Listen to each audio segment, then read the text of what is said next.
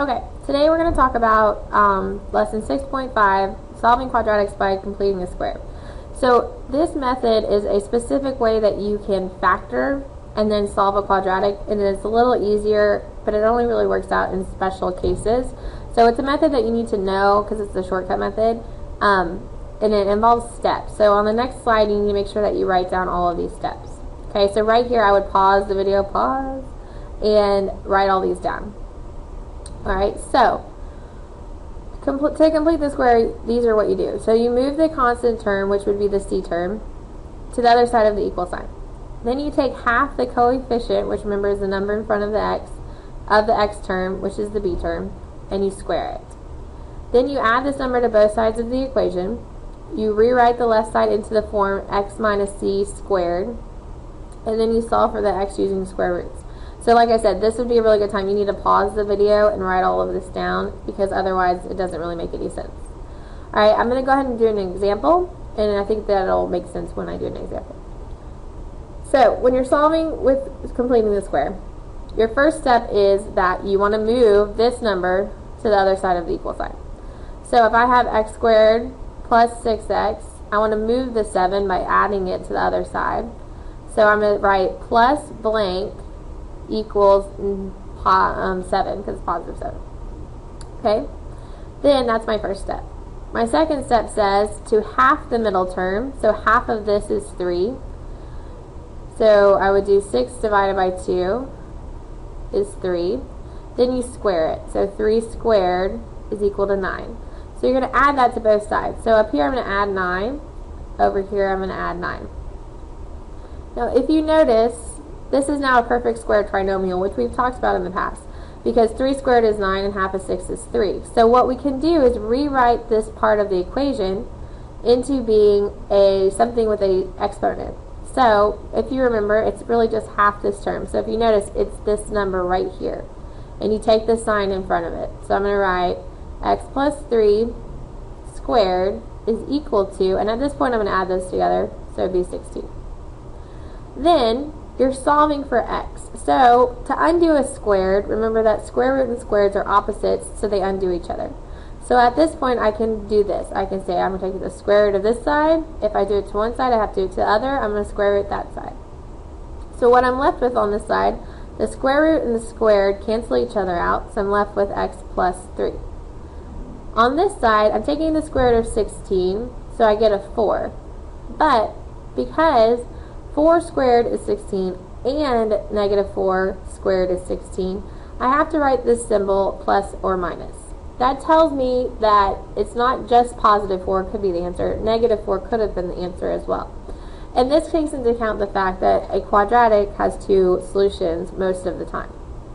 At this point, you're just solving for x. So I'm going to subtract 3, subtract 3. Now the 3 goes in front of the plus or minus 4. So it's going to be x equals negative 3 plus or minus 4.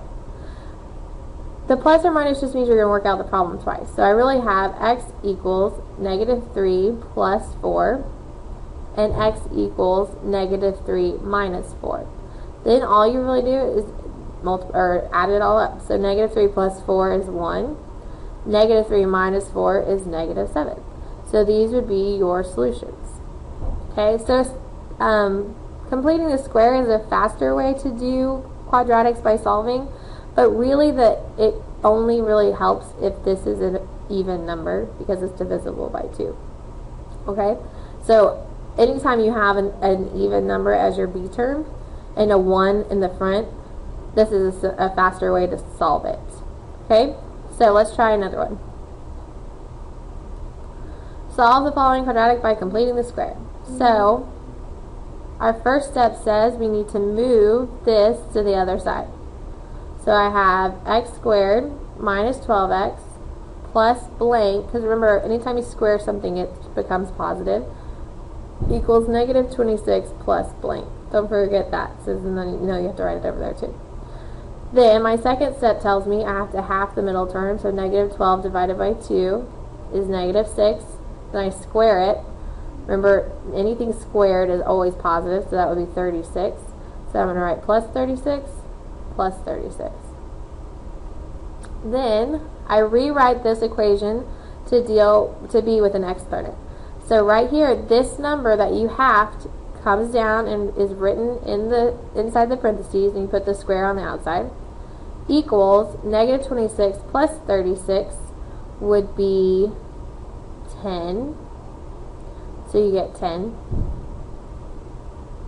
So then you would square root both sides.